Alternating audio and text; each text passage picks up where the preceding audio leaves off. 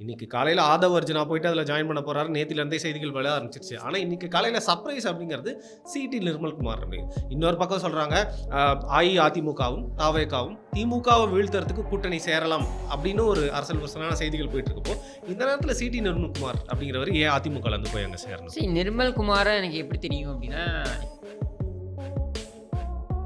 என்னை பொறுத்த வரைக்கும் அதிமுகல ஒரு நபர் போனா, அந்த அந்த இடத்தை நிரப்புவதற்கு 10 நபர் திறமைசாலிகள் இருப்பான். ஃபேர் எனஃப், நல்லது தானே. புட்சட்னி ராஜ்மோகனா இருக்கட்டும், இல்லை நிர்மல் குமாரா இருக்கட்டும், ஆதவ் அர்ஜுனா இருக்கட்டும், இவங்கெல்லாம் வந்து ப்ராமிசிங் யங்ஸ்டர்ஸ். ஸோ அவங்க வந்து அங்கே போய் இணையிறது, இல்லை அங்கே வந்து செயல்படுறதுன்றது வந்து என்னை பொறுத்த வரைக்கும் அவர்களுக்கு வாழ்த்துக்கள்.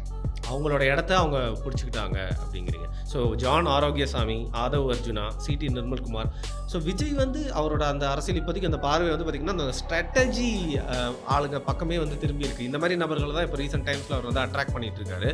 ஃபார் எக்ஸாம்பிள் நீங்கள் சொன்ன அந்த ராஜ்மோகனை கூட வந்து கொள்கை பரப்பு செயலாளராக வச்சுருக்காங்க. ஸோ இது வந்து அந்த மோஸ்ட் அந்த இன்டர்நெட் யூடியூப் தளத்தை பற்றி அவங்க ரொம்ப கான்சென்ட்ரேட் பண்ணுற மாதிரி வந்து தெரியுது. அது அவங்க வந்து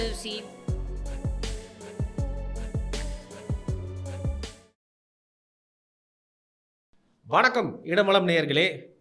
அரசியல் கட்சியிலேருந்து பார்த்தீங்கன்னா இன்னொரு அரசியல் கட்சிக்கு தாவறது அப்படிங்கிறது காலங்காலமாக நம்ம பார்த்துக்கிட்டு தான் இருக்கோம். ஆனால் இன்றைக்கி காலகட்டத்தில் வந்து பார்த்திங்கன்னா முக்கிய நிர்வாகிகள் வேறு ஒரு கட்சியில் வந்து பார்த்திங்கன்னா ஒரு முகமாக இருந்தவங்க எல்லாருமே வந்து ஒரு புது கட்சி முளைச்சிருக்கு அப்படின்னா அதன் பின்னாடி போகிறது, அங்கே போய் பொறுப்பு வாங்கிட்டு உட்காந்து அரசியல் வாழ்க்கையை வந்து தொடங்குறது அப்படிங்கிறது இன்றைக்கி அதிர்ச்சிக்குள்ளான விஷயமா மாறி இருக்கு. யாருக்கு அதிர்ச்சி அப்படின்னு கேட்டிங்கன்னா அதிமுகவினருக்கு தான். வணக்கம். வணக்கம். உங்களுக்கும் சொல்கிறேன், எனக்கு நல்ல கான்டாக்ட்லாம் இருக்குது. டிவிகேல போனீங்கன்னா வந்து உங்களை மாதிரி சிறந்த பேச்சாளர்களுக்கெலாம் வந்து நல்ல வாய்ப்பு இருக்குது. ராஜ்மோகனுக்கே கொள்கை பரப்பு செயலாளர்கள்லாம் கொடுத்துருக்காங்க. உங்களுக்கு ஒரு நல்ல ஒரு பதவி வரும். நிறைய பேர் கமெண்ட்லேயே சொல்கிறதெல்லாம் நான் பார்த்துருக்கேன். என்னென்னா, பணத்துக்காக எடப்பாடி பழனிசாமிகிட்ட வேலை போயிட்டேன் நான் இப்படின்லாம் பேசக்கூடியலாம் பார்த்துருக்கேன். இவங்களுக்கு என்னுடைய பின்னணி தெரியாதுன்னு நினைக்கிறேன். இயல்பாக நீங்கள் பார்த்தீங்கன்னாக்க நான் இருக்கக்கூடிய பின்னணி, நான் இருக்க வேண்டிய பின்னணி அப்படின்னு எல்லாரும் சொல்லக்கூடியது நேச்சுரலாக நான் இருக்கக்கூடியதுன்னா பாஜக. சரியா? பிகாஸ் எங்கள் அப்பா வந்து 45 வருஷமாக ஆர்எஸ்எஸ் உடைய இருக்கக்கூடியவர். என்னுடைய ஃபேமிலி, என்னுடைய இன்லாஸ்னால் என்னோடய பிரதர்லாம், அவங்க பார்த்தீங்கன்னாக்கா பயங்கரமான மோடி பக்தர்கள். சரியா? இப்படிலாம் இருக்கும் பொழுது அதுக்காகவே நாங்கள் வந்து, அதாவது இன்றைக்கி வந்து நிறைய சேனல் வந்திருக்கலாம், எல்லாம் இருக்கலாம். பட் அன்றைக்கி நான் சொல்கிறது 2018, 19, 18, 19 வாக்கில் பாஜகவுக்கு இந்த சேனலுமே இல்லாமல் இருந்தது. எனக்கு தெரிஞ்சு ஸ்ரீ டிவி இருந்தது. அவங்க பாவம், அவங்க வந்து அன்னிலேருந்து இன்னி வரைக்கும் அவங்க வந்து ஒர்க் பண்ணிகிட்ருக்காங்க. உண்மையிலேயே என்னுடைய வணக்கங்கள் அந்த ஸ்ரீ டிவிக்கு. அவங்க அந்த அளவுக்கு அவங்க வந்து பண்ணியிருக்காங்க. அதுக்கு எந்த விதமான என்கரேஜ்மெண்ட்டும் இவங்க கொடுக்குறது இல்லைன்னு வச்சுக்கோங்க. அப்போது தாமரை டிவின்னு கொண்டு வந்தோம். தாமரை டிவி பார்த்தீங்கன்னாக்கா அப்போ சேட்டலைட்டில் வரதா இருந்தது. நான் சொன்னேன் சேட்டலைட்டில் வராதிங்க, ஏன்னா சேட்டலைட்டில் நீங்கள் வந்தீங்கன்னா யாருமே இங்கே இப்போ நியூஸ் 7 சேட்டலைட்டில் வந்திருக்காங்க. நியூஸ் 18 விட்டுருங்க. நியூஸ் 18 வந்து அம்பானியோடைய குரூப்பு. அவங்களுக்கு வந்துட்டு ஸ்பெக்ட்ரம் பேண்டு நிறைய இருக்குது. ஏதாவது ஒன்றுல தமிழ் சேனலும் ஒன்று ஆரம்பிச்சு ஸ்பெக்ட்ரம் பேண்டில் அவங்க ஒரு 100-150 சேனல் கூட ஆரம்பிக்கலாம். ஏன்னா ஸ்பெக்ட்ரம் பேண்டு பார்த்தீங்கன்னாக்க அது டிஃபென்ஸு உடைய யூஸுக்கு போக கொடுக்குறாங்க. மொபைலோட யூஸுக்கு போக இருக்கக்கூடிய அந்த பேண்ட் வித் இருக்கு இல்லையா, அது எக்கச்சக்கமாக இருக்குது. அதனால் அவங்க 100 சேனல் கூட ஆரம்பிக்கலாம். ஊர்பட்ட பணம் இருக்குது, அதனால் அவங்க பண்ணலாம். நியூஸ் 7 எடுத்திங்கனாக்கா வைகுண்டராஜன் அவருடைய எம்பையரை சேவ் பண்ணிக்கிறோம் அப்படின்றதுக்காக அவர் ஆரம்பிச்சது. அவரை வந்து டார்ச்சர் பண்ணானுங்க. இந்த கார்னெட்ஸ் அண்டு தாது மணல் குறித்து அவர் நிறைய பிரச்சனை பண்ணாங்கன்றதுனால ஒரு சேனல்லே அவர் ஆரம்பிச்சார் காப்பாற்றிக்கிறதுக்காக. அதுக்கு முன்னாடியே அவர் ஜெயா டிவியில் ஒரு ஷேர் ஹோல்டராக இருந்தார். புதிய தலைமுறை பார்த்தீங்கன்னாக்க அவர் வந்து கல்வி தந்தை. அப்போ அவருடைய இதை வந்து அவர் காப்பாற்றிக்கணும் அப்படின்றதுக்காக அவருடைய அந்த மெடிக்கல் காலேஜை வந்து இந்த திமுக கும்பல் வந்து டேக் ஓவர் பண்ணணும்னு பார்க்குது, அபகரிக்கணும்னு பார்க்குது, இதை வாங்கணும்னு பார்க்குது. அப்படின்னா அதை காப்பாற்றிக்கணுன்றதுக்காக அவர் வந்து ஒரு சேனல் ஆரம்பித்தார், அது புதிய தலைமுறை. அது மாதிரி இப்போ தந்தி எடுத்துக்கிட்டிங்கனாக்கா அவங்க வந்து பிரிண்ட்லேருந்தே, அவங்க பிரிண்ட் மீடியாவிலேருந்தே அவங்க ரொம்ப ஃபேமஸாக இருக்காங்க. அவங்களுக்கு இடம் இருந்தது. அந்த இடத்துல வந்து ஒரு பகுதியை வந்து ஒரு ஜஸ்ட் ஒரு ஃப்ளோரை வந்து ஆர்எம்ஜியோட அவங்க ஒரு இது ஜாயிண்ட் வெஞ்சர் போட்டு அந்த இடத்த வந்து பெரிய காம்ப்ளெக்ஸாக கட்டிட்டாங்க. அங்கே ஒரு ஃப்ளோரை வந்து அவங்க சேனலாக மாற்றி அவங்களால அது இயங்க முடியுது. இப்படி ஒவ்வொன்றுத்துக்கும் ஒரு பின்னணி இருக்குது. நமக்கு எதுக்கு சேட்டலைட் சேனல்? இவங்க யாருமே வந்து பார்த்தீங்கன்னா ஒரு செய்தியாக போட்டு பணம் பண்ணுறது கிடையாது.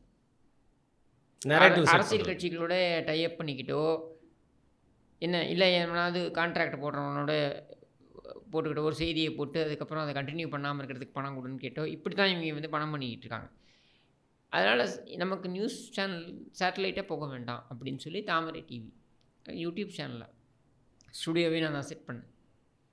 அந்த ஸ்டுடியோவை நான் செட் பண்ணேன். இன்ஃபேக்ட் ஒரு 4 நாள் முன்னாடி பேட்டிக்கு எனக்கு கூப்பிட்டுருந்தாங்க. ஒரு லேடி கூப்பிட்டுருந்தாங்க.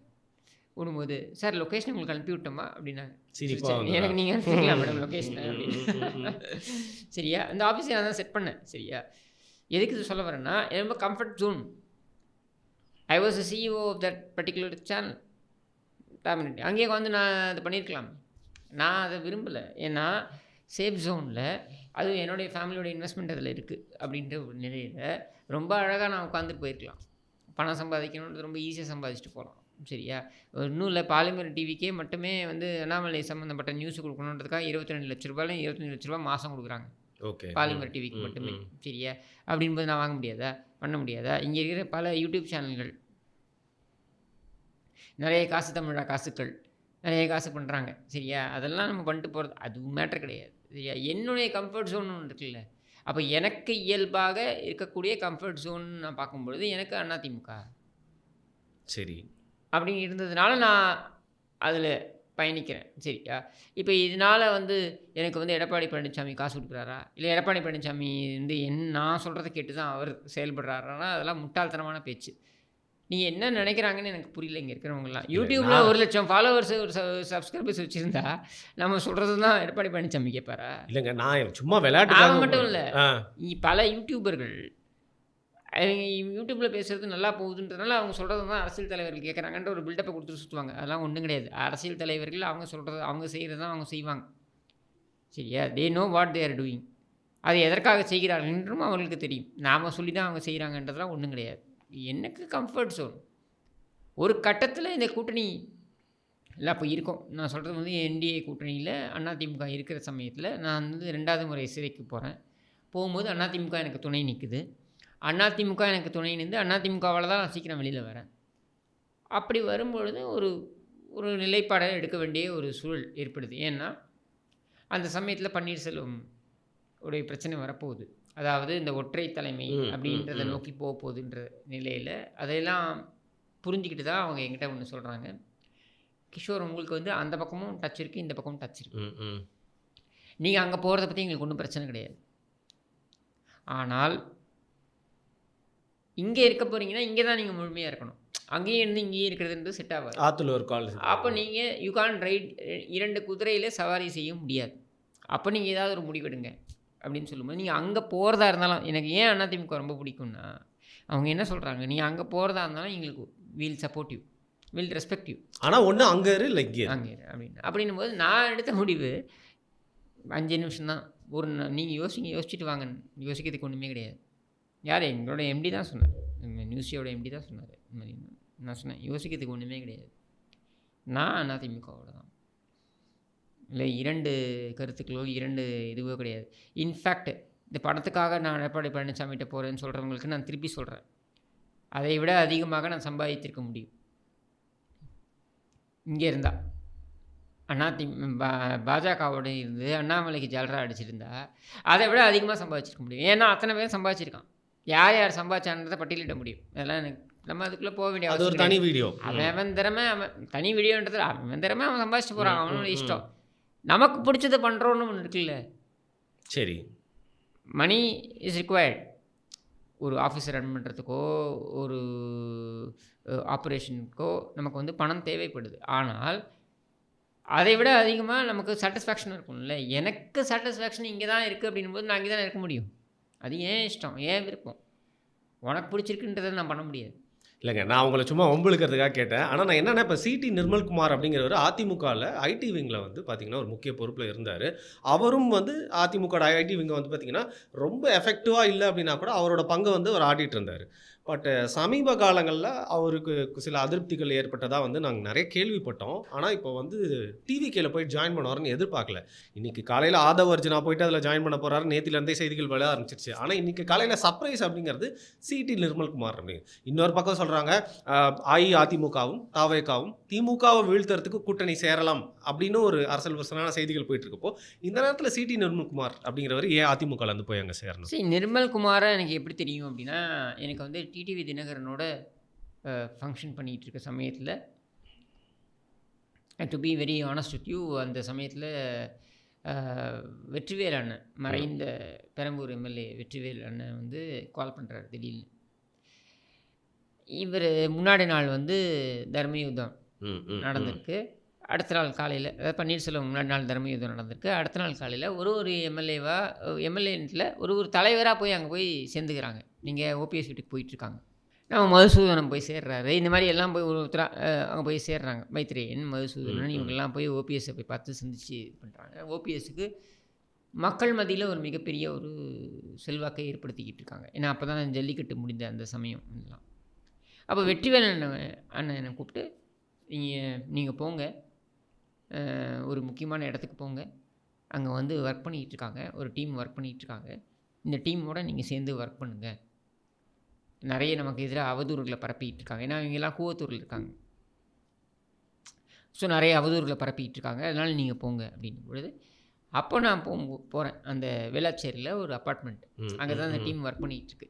அங்கே போகும்பொழுது தான் நான் முதல்ல நிர்மல் குமாரை பார்க்குறேன்.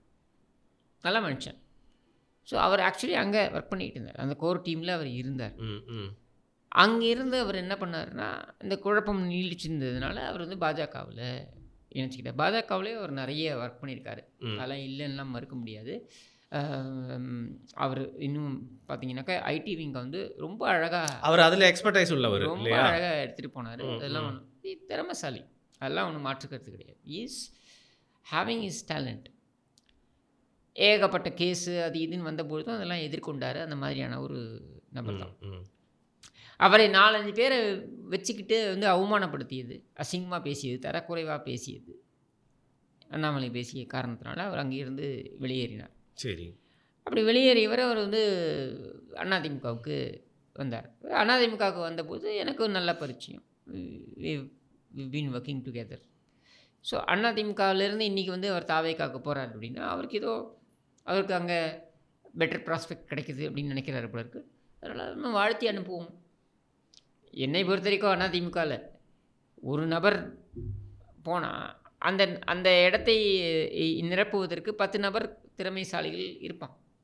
ஏங்க அதிமுக ஐடிவிங்கே வந்து பெருசாக எதுவும் செயல்படாமல் எஃபெக்டிவான வேலைகள் பார்க்காம தாங்க இருக்கு. தவறான ஒரு, ஆனால் இந்த குறிப்பிட்ட ஈசிஆர் அந்த சம்பவத்தில் வந்து அதை வெளிக்கொண்டு வந்து அதை வந்து லைம்லைட்டுக்கு கொண்டு வந்ததில் ஒரு முக்கிய பங்காட்டினாங்க. அதையும் ஒத்துக்கிறோம். தவறான ஒரு பார்வை என்னென்னா, அதிமுக ஐடிவிங் செயல்படலை. ஆக்சுவலி அதிமுக ஐடிவிங் செயல்படுது.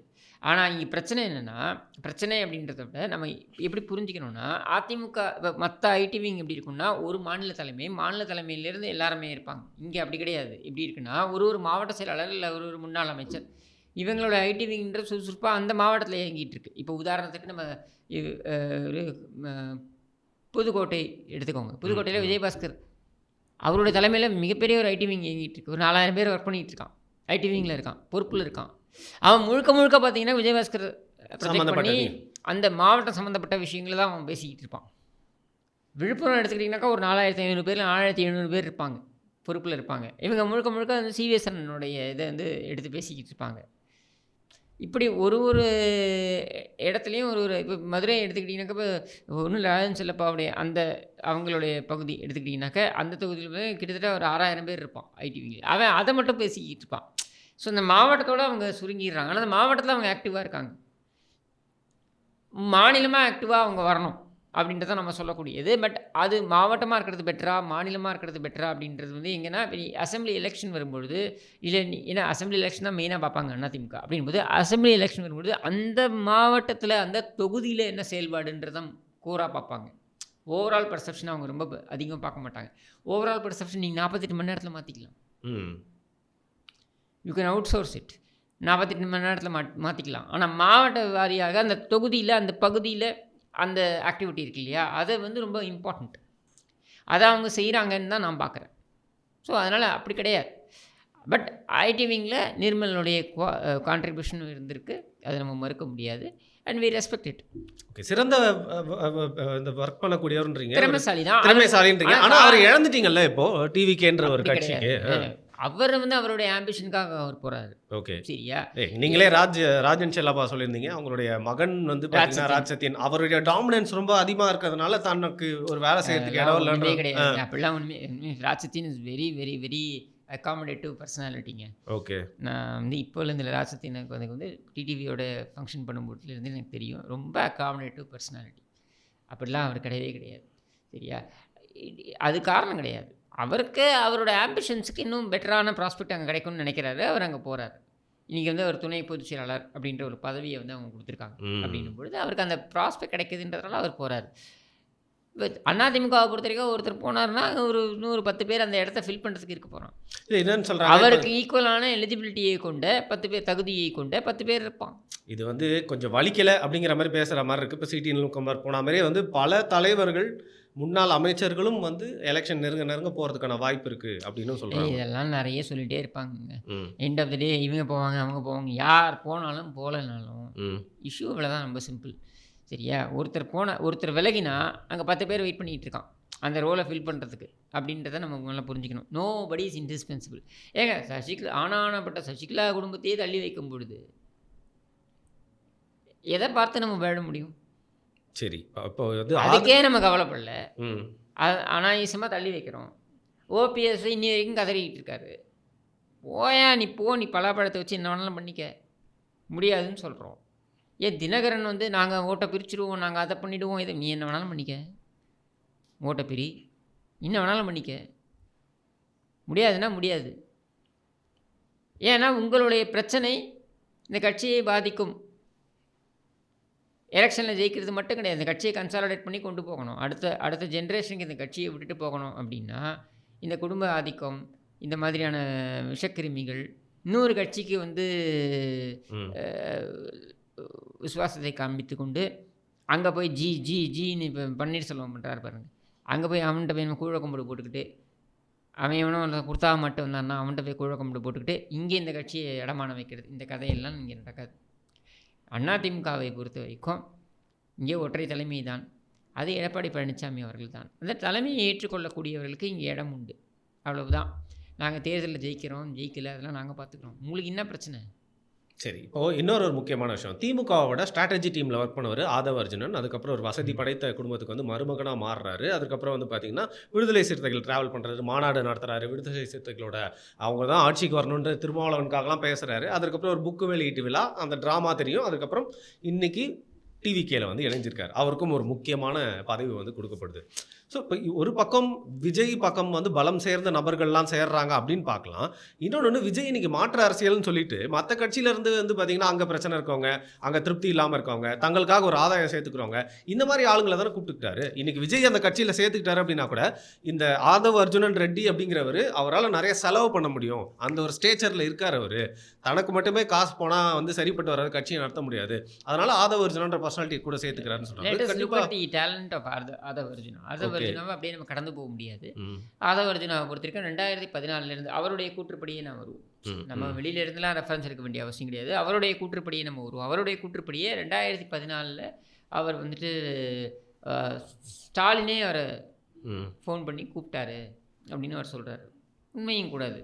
சரி, இது மாதிரி வந்துட்டு வாங்க, அந்த அம்மா வந்து இந்த எலெக்ஷன் முடிஞ்ச உடனே 2014 எலெக்ஷன் முடிஞ்ச உடனே அவங்க வந்து கண்ணுக்கு தெரிகிற தூரம் வரைக்கும் எதிரிகளே இல்லை அப்படின்னு சொல்லிட்டு நிலையில் அதிமுக மிகப்பெரிய ஒரு ஸ்வீப் அடிக்குது. அண்ட் அதை உடைக்க முடியாத ஒரு சூழலில் அதிமுக அன்றைக்கி இருக்குது. அப்படின்ற நிலையில் இதை வந்து நம்ம எப்படியாவது நம்ம எதிர்கொள்ளணும் அப்படின்னும் பொழுது நீங்கள் வாங்க அப்படின்னு யங்ஸ்டர்ஸ் எல்லாம் கூப்பிட்றாரு. அதில் கூப்பிட்ட ஒரு யங்ஸ்டர் தான் ஆதவ அர்ஜுனா. அப்படியாக இவங்கெல்லாம் கூடி இவங்க வந்து ஒன் மைண்ட் குரூப் அப்படின்னு ஒன்று, ஓஎம்ஜி அப்படின்னு ஒரு இது பண்ணுறாங்க. இது சுனில் கூட இருந்தாங்க. ஸோ இவரெல்லாம் ஒர்க் பண்ணுறாரு. இப்படி இவங்க வந்து மெதுவாக பிரசாந்த் கிஷோரோடையும் இவங்க அசோசியேட் ஆகிறாங்க, அவரையும் கூப்பிட்றாங்க. இது மாதிரிலாம் அவங்க ஒர்க் பண்ணியிருக்காங்க. ஸோ 2014 2021 கிட்டத்தட்ட 7 ஆண்டுகள் திமுக கூட ட்ராவல் பண்ணியிருக்காரு. ஸ்ட்ராட்டஜிஸ் எல்லாத்துலேயுமே அவர் இருந்திருக்காரு அப்படின்றத நம்மளால் பார்க்க முடியுது. ஸோ அவர் எக்ஸ்பீரியன்ஸ் இல்லாமல் ஒரு நபர் கிடையாது, டேலண்ட் இல்லாத ஒரு நபர் கிடையாது, உழைப்பு போடாத ஒரு நபர் கிடையாது. அவரும் உழைத்திருக்கிறார். 2021 அப்புறம் அவருக்கும் திமுகவுக்கும் ஏதோ ஒரு பிணக்கு ஏற்படுது. அதுக்கப்புறம் அவர் அங்கேருந்து விலகி அவர் விசிகால தன்னை இணைத்துக் கொள்கிறார். விசிகாலையே இணைச்சிக்கிறாருன்னா 5 ஆண்டுகளுக்கு ஆட்சி இருக்குது. இப்போ 5 ஆண்டுகளுக்கு ஆட்சி இருக்குன்னும் பொழுது நம்ம போய் ஆளுங்கட்சியை பகச்சிக்கிறது சரி வராதுன்ற ஒரு நிலைப்பாட்டை அவர் எடுக்கிறார். அப்போ கூட இருக்கக்கூடிய ஒரு கட்சியோடு நம்ம பயணிப்போம் அப்படின்னு சொல்லிட்டு தான் அவர் விடுதலை சிறுத்தைகளோடு அவர் பயணிக்கிறார். விடுதலை சிறுத்தைகளோடு பயணிக்கும் பொழுது அவருக்கும் சில ஆம்பிஷன்ஸ் இருக்குது. இப்போ எம்பி தேர்தலில் போட்டியிடணும்னு வரும்பொழுது திமுக அதுக்கு இடம் கொடுக்கல அப்படின்ற நிலையில் அவர் அந்த அந்த மனக்கசப்போடையே அவர் இருக்கார். அப்போ விஜயோடைய வருகை அப்படின்றது அவருக்கு ஒரு ஆப்பர்ச்சுனிட்டியாக அவர் பார்க்குறாரு. விஜயும் விசிகாவும் இணைந்து பயணித்தால் என்ன அப்படின்ற ஒரு நிலைப்பாட்டை அவர் முன்னெடுத்துட்டு நினைக்கணும்னு போகும்பொழுது அதுக்கு திருமாவளவனால் இடம் கொடுக்க முடியல. ஏன்னா இன்னும் ஆட்சிக்கு 1.5 ஆண்டுகள் 2 ஆண்டுகள் இருக்குது. அப்போது நான் சொல்கிறது 6 மாதம் முன்னாடி 2 ஆண்டுகள் இருக்குது ஆட்சிக்குன்னும் பொழுது அந்த ஆட்சி காலத்தில் கிடைக்கக்கூடிய பெனிஃபிட்டை இழக்க முடியாது. ஏன்னா அந்த விடுதலை சிறுத்தைகள் கட்சிக்காரங்களாம் நம்ம இங்கே ஊறுபட்ட இடத்துல கட்ட பஞ்சாயத்து பண்ணிக்கிட்டு சுற்றிக்கிட்டு இருக்காங்க. திமுக ஆட்சியோடு இருந்தால் தானே அதெல்லாம் பண்ண முடியும் அப்படின்றதுனால அவர் விரும்பலை. ப்ளஸ் அங்கே விலைக்கு போன ஆட்கள் இருக்காங்க. இந்த வன்னியரசு, இந்த ரவிக்குமார், இந்த மாதிரி திமுகவிடம் விலை போன நபர்கள் இருக்காங்க. அவங்க கட்சியை உடச்சிருவாங்க அப்படின்ற ஒரு எண்ணத்தினாலும் திருமாவளவனால் அதை மெல்லவும் முடியாமல் முழுங்கவும் முடியாமல் இருக்கார். பட் அவர் ஆதரிக்கிறார் ஆதவ் அர்ஜுனாவையும். ஏன்னா ஆதவ் அர்ஜுனா இஸ் ஃபண்டிங். ஒரு மாநாடு நடத்தினாங்க, மாநாட்டை கூட அவர் தான் பணம்லாம் போட்டார். இதெல்லாம் நடக்குது. அப்படியான ஒரு இதில் விஜயோட பயணிக்கலாம் அப்படின்ற முடிவை தீர்க்கமான முடிவு எடுக்கிறாரு. அதுக்கு முன்னாடி அவர் அதிமுகவோடையும் பேச்சுவார்த்தை நடத்தியதாக எனக்கு தகவல் வருது. அதிமுகவை பொறுத்த வரைக்கும் கட்சிக்குள்ளே நீங்கள் வரலாம், பட் இந்த போஸ்டிங் கொடுப்பேன்னு உத்தரவாதம்லாம் கொடுத்துலாம் கட்சிக்குள்ளே எடுக்க முடியாது.